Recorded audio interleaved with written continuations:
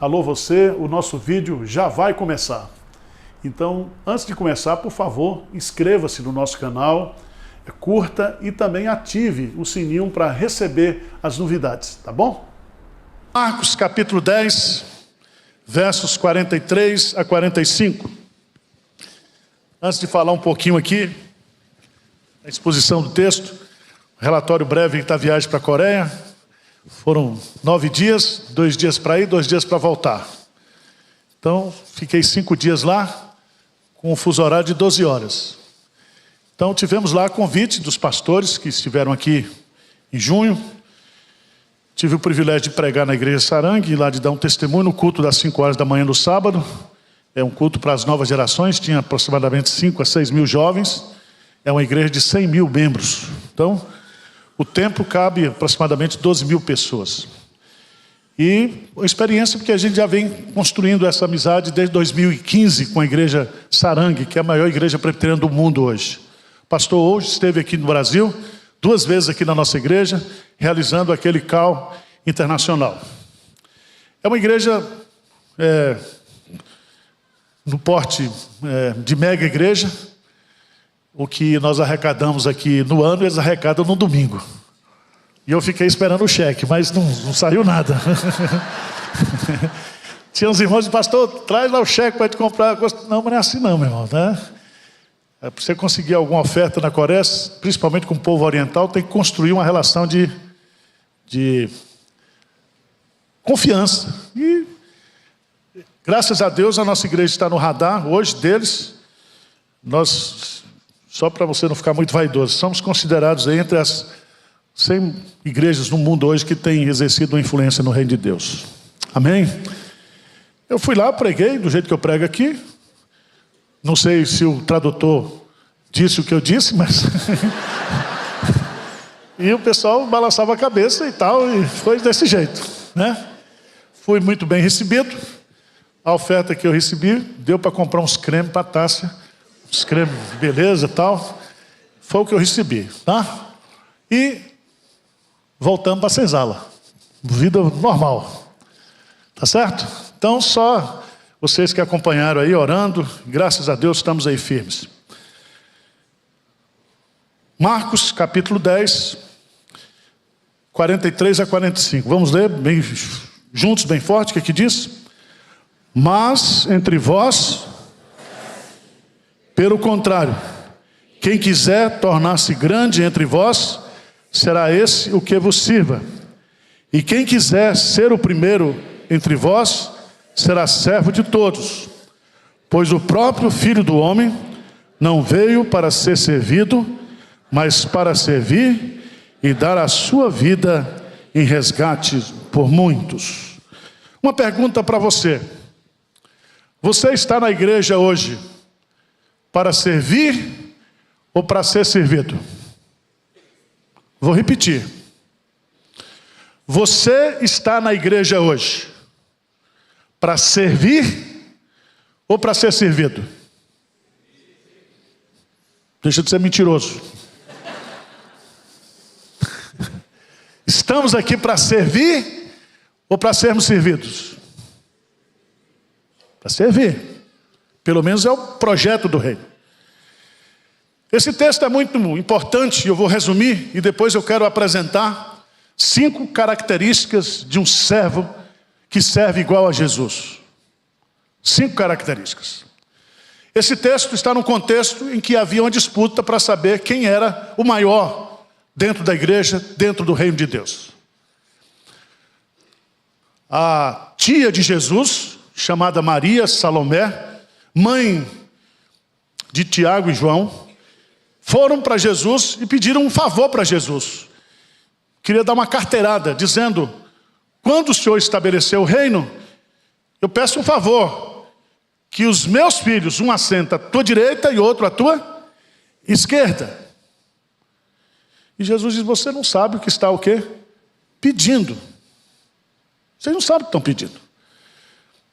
Primeiro porque essa questão de sentar à minha direita e à minha esquerda, isso não é da minha competência. Segundo, vocês não estão tendo compreensão do significado do que é o reino de Deus. E Jesus está dizendo, se alguém deseja ser grande no reino de Deus, o caminho para a grandeza está na humildade, está no serviço. Para que depois de servir humildemente, possa ser exaltado pelo Pai. Porque quem exalta na igreja, nem é Jesus. Quem exalta na igreja é o Pai. O próprio Filho, sendo Deus, assumiu a forma de servo, e na forma de servo foi obediente até a morte de cruz. E pelo fato dele ser obediente, de se humilhar, de assumir a forma de servo, Deus o exaltou sobre maneira. Ele deu um nome que está acima de todo nome.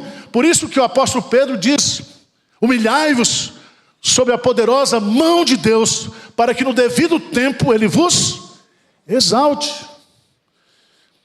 Então, no reino de Deus, a exaltação humana é profana. A exaltação humana, ela é carnal, ela é demoníaca. Se nós queremos ser exaltados no reino de Deus, essa exaltação tem que proceder do Pai. E a procedência dessa exaltação está fundamentada no princípio do serviço. Veja para mim, o versículo 43, lê bem forte para mim o que diz aí. Mas entre vós, pelo contrário, quem quiser tornar-se grande entre vós, esse o que vos... Então aqui nós temos o princípio. Aqui na igreja, no reino de Deus, se alguém quer se tornar grande, e ele não está dizendo que você não queira, o caminho para a exaltação de Deus, para o reconhecimento de Deus, é através do serviço humilde, da humilhação. Jesus vai colocar aí 3 formas erradas. A primeira é a questão política, o jogo político. Quando a tia de Jesus vai pedir um favor para Jesus, ela está usando a sua influência. Ela está usando ali o conhecimento. É muito comum hoje, não pode deixar comigo que eu vou falar com o cicrano, vou falar com o fulano. É o poder político da influência. Mas Jesus também, ele vai dizer que uma forma de exercer poder hoje é através da ditadura. Quando ele diz aí no versículo 42, sabeis que os que são considerados governadores dos povos têm-no sob o seu domínio. Aqui a palavra domínio é ditadura. A outra forma de conseguir o poder, além do poder político, além do poder da ditadura, é o poder da influência carismática, porque ele usa a expressão aí, e sobre eles os seus maiorais exercem o quê? Autoridade. Então há 3 formas que o mundo usa para ganhar projeção, para ganhar reconhecimento, mas essas 3 formas não podem prevalecer no reino de Deus. O princípio do reconhecimento e da valorização no reino de Deus é através do serviço, da exaltação que procede de Deus. Mas o princípio está posto aí no versículo 43 e 44, mas no versículo 45 nós temos o exemplo, o modelo. Se você tem um princípio, você tem um exemplo, o modelo. Qual é o modelo? Vamos ler o versículo 45? Pois o próprio Filho do Homem não veio para ser, mas para e dar a sua vida. Então, se nós temos o princípio do serviço, nós temos o modelo de servo. Tende em vós o mesmo sentimento que houve também em Cristo Jesus. Então Jesus é a nossa referência, Jesus é o nosso modelo. E se eu quero servir na igreja, eu tenho que servir sempre olhando para a forma como Jesus Cristo serviu. E o texto é bastante claro aqui. Ele não veio para ser servido, mas para servir. E não somente servir, ele deu a sua vida em resgate, em favor, em benefício de muitos. Então é um serviço sacrificial, é um serviço intencional, é um serviço consciente. Eu estou aqui para dar a minha vida a exemplo de Cristo. Eu tenho que amar como Cristo, eu tenho que servir como Cristo, eu tenho que trabalhar como Cristo. Jesus Cristo é a minha referência, é o meu modelo de servo. Amém? Agora, quando você vai estudar isso na Bíblia, quando a gente faz um paralelo entre o ser servo, a gente encontra pelo menos 5 características de como nós devemos servir como Cristo. A primeira delas é que nós, como servos, temos que compreender que nós somos propriedades exclusivas de Jesus. Eu não me pertenço. Eu não sou proprietário de mim mesmo. Porque quando você observa aqui a expressão, mas para servir e dar a sua vida em resgate por muitos, a palavra resgate, dar a vida, significa que eu e você, para sermos servos de Jesus Cristo, Ele pagou o preço da nossa redenção. E esse preço que foi pago, faz com que eu e você, nós nos tornemos propriedades exclusivas de Jesus. Então eu não me pertenço a mim mesmo. Se eu quero compreender o que é ser servo igual a Jesus Cristo, eu tenho que compreender que eu sou propriedade exclusiva de Deus. Eu não me pertenço a mim mesmo. Eu queria que você fosse, por favor, para 2 Coríntios, capítulo 5. 2 Coríntios, capítulo 5, por favor.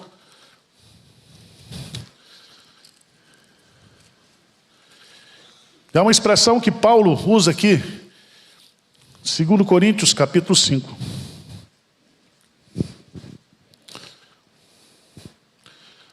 Desculpa, capítulo 4.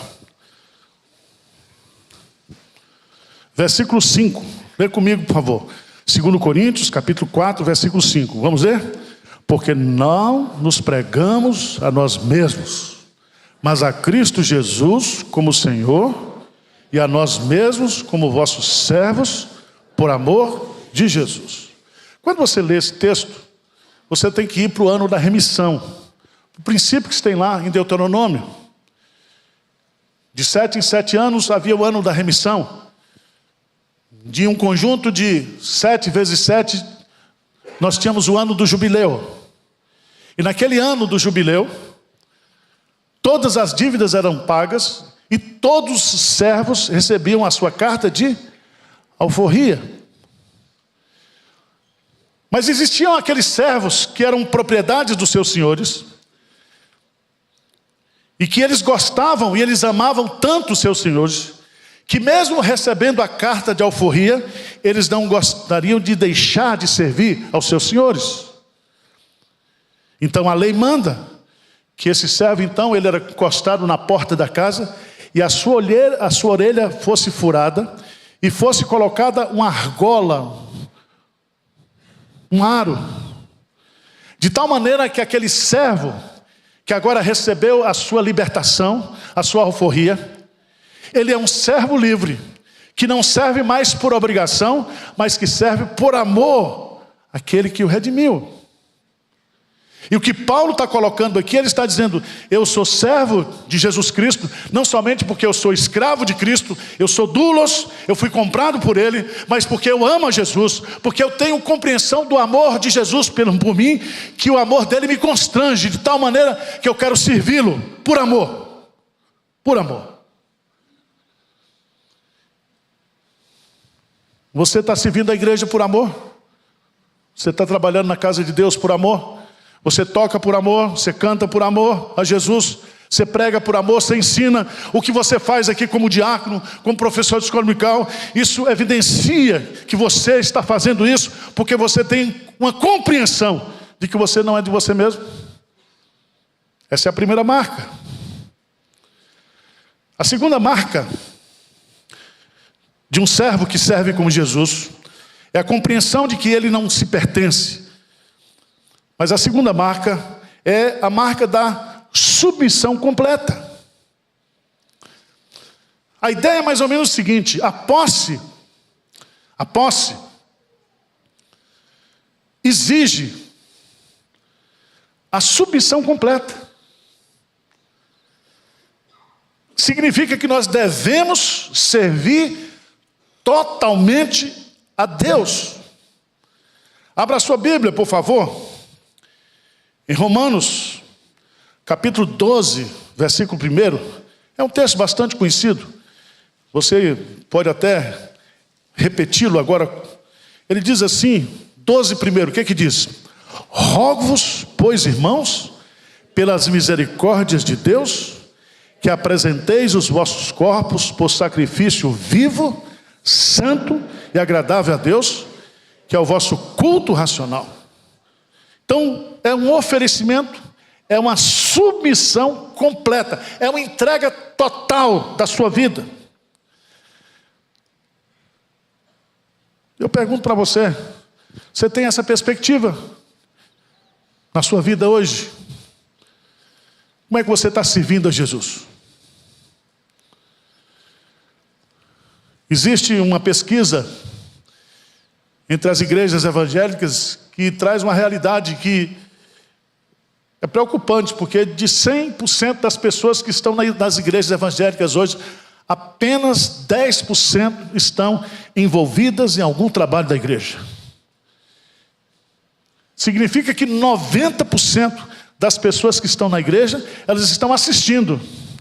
Elas estão como espectadoras. Estão aí observando, acompanhando. Se a jogada é bonita, aplaude. Se a jogada é errada, valham. Ou seja, não estão entendendo que ser servo de Cristo, que servir a Cristo, é um ato de envolvimento total e completo da vida.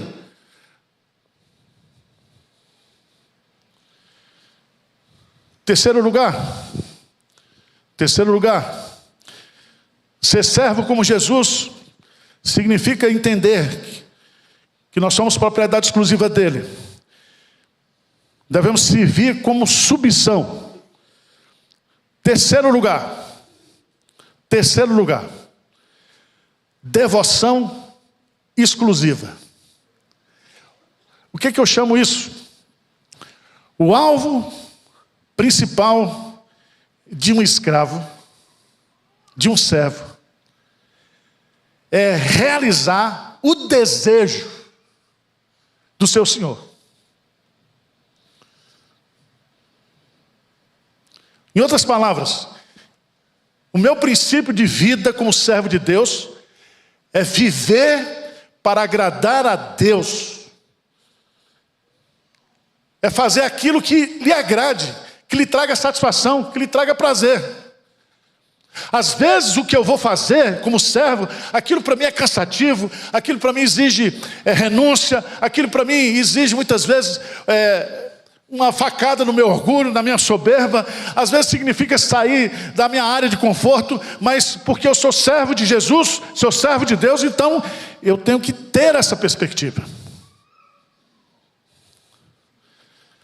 É tão interessante isso, porque Jesus conta uma parábola, e nessa parábola ele termina essa parábola dizendo que depois que eu e você como servos fizermos tudo aquilo que ele nos manda, ainda somos servos o quê? Inúteis.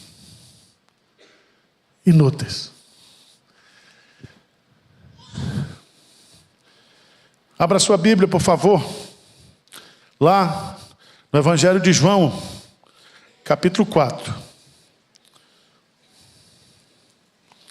Evangelho de João, capítulo 4.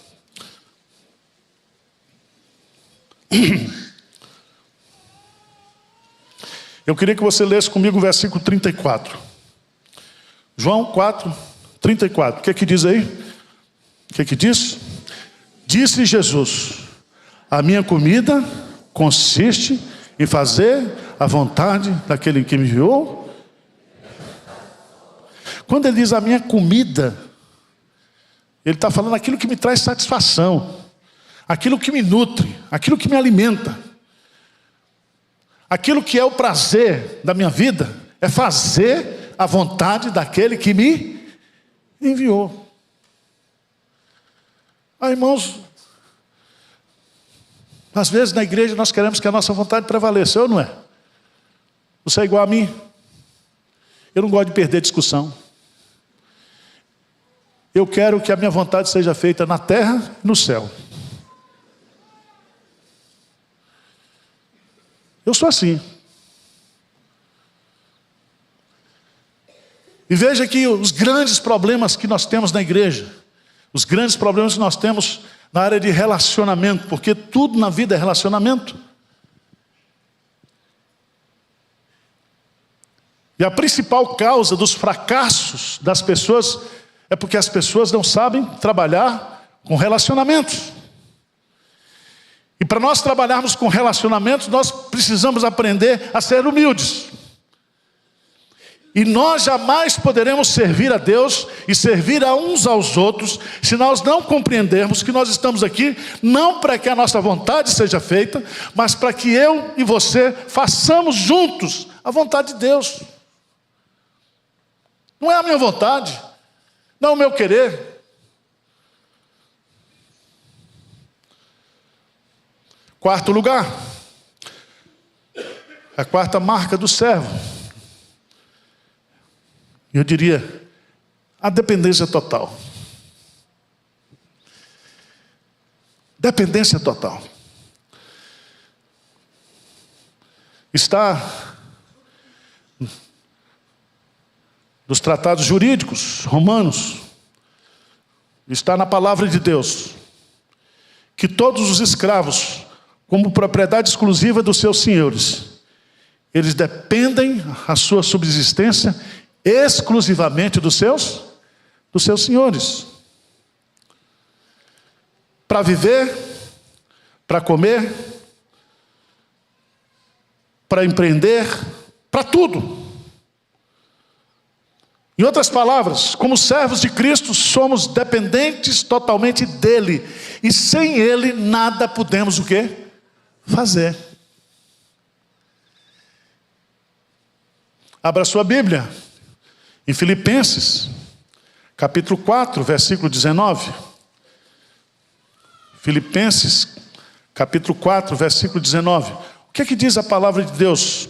Por favor, eu quero que você leia comigo esse texto, porque esse texto é maravilhoso. O apóstolo Paulo compreendendo a minha dependência, a sua dependência, a dependência dele, de Jesus, de Deus, na sua subsistência. E Paulo está falando justamente de viver contente em toda e qualquer situação, tanto estar humilhado como também ser honrado, de tudo em todas as circunstâncias, já tem experiência. Mas ele vai colocar, meus amados irmãos, no versículo 19, vamos ler juntos bem forte o que é que diz? E o meu Deus, segundo a sua riqueza em glória, há de suprir em Cristo Jesus cada uma de vossas necessidades. Ou seja, Deus é o nosso Senhor, Deus é o nosso proprietário, e a nossa dependência de sobrevivência, a nossa dependência de existir, a nossa dependência de empreender, é só de Deus. Eu estava lá tomando café com um coreano lá, estava eu, um pastor coreano que trabalha na China, que foi expulso da China, está sendo perseguido na China. A esposa dele não pode voltar mais para a China. E ele vai sozinho. E eu fiquei assim, encucado, porque a mulher disse, não, você pode ir. Eu não sei se ela estava querendo se livrar dele. E o pastor disse assim, não, ele vai. Ele vai. E ele disse, eu vou. Eu vou. Um pastor que estava trabalhando na Rússia, sendo perseguido na Rússia, estava com sua esposa dizendo, eu agora vou para a Ucrânia. Eu vou trabalhar no meio da guerra. E ele e a esposa já trabalharam na Rússia, falava russo, pregava em russo, vai para a Ucrânia. E ele com 70 e poucos anos, ela com 70 anos. E eu perguntei para ele, mas não está na hora de você aposentar, não? Eu fiz uma pergunta, disse assim, não, nós estamos indo e nós não sabemos se nós vamos voltar. Porque nós não nos pertencemos. Não nos pertencemos. E cada vez que eu ouvi um testemunho desse, mais pequeno, eu me sentia.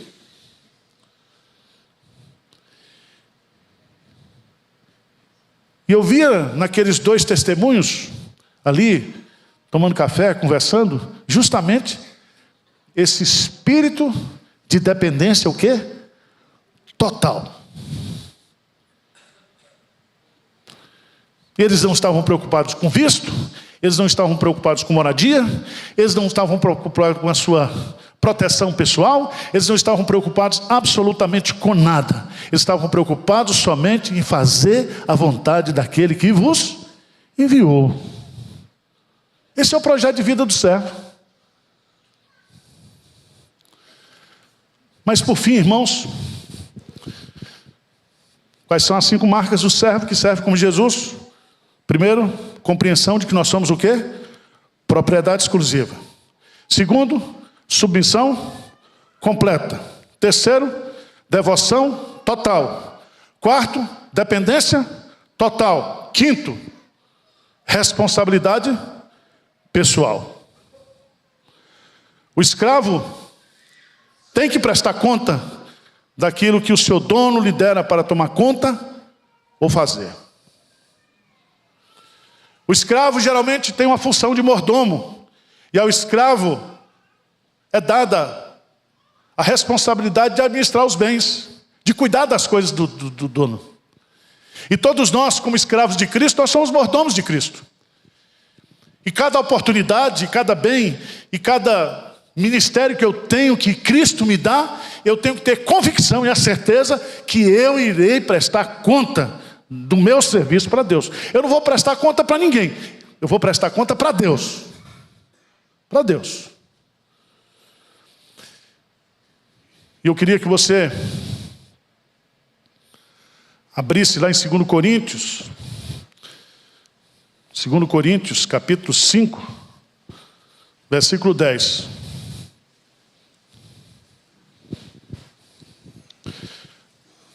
Isso é para você e para mim. 5:10, o que diz aí? Porque importa que todos nós compareçamos perante o tribunal de Cristo, para que cada um receba segundo o bem ou o mal que tiver feito, por meio. Então, nós vamos comparecer perante o tribunal de Cristo. E cada um vai ser recompensado, vai ser punido por aquilo que fez ou deixou de fazer como servo de Deus. Seria muito bom que nós ouvíssemos da boca de Deus aquilo que está na parábola dos talentos. Servo bom e fiel. Foste fiel no pouco, sobre o muito será o quê? Colocado. Irmãos, nós não estamos aqui na vida para um ensaio. Nós estamos aqui para fazer a vontade daquele que nos enviou. A vida é uma oportunidade única. A vida é um palco onde o enredo de Deus, da história de Deus, está sendo escrita. E eu e você somos responsáveis por isso.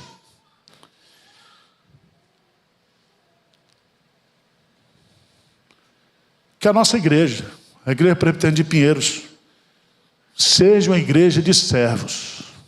Amém? Que você não esteja aqui para ser o quê? Servido, mas para servir. E quando a gente serve, você pode ter certeza que você será servido. Deus vai cuidar de você. Deus vai cuidar de você. Em todos os detalhes da sua vida. Deus cuidará de ti. Na tua dor, com todo amor. Deus cuidará de ti. Amém? Então vamos servir a Deus como Cristo serviu. Vamos ser servos. seguindo esse modelo. Porque o Filho do Homem não veio para ser servido, mas para servir e dar a sua vida. Amém?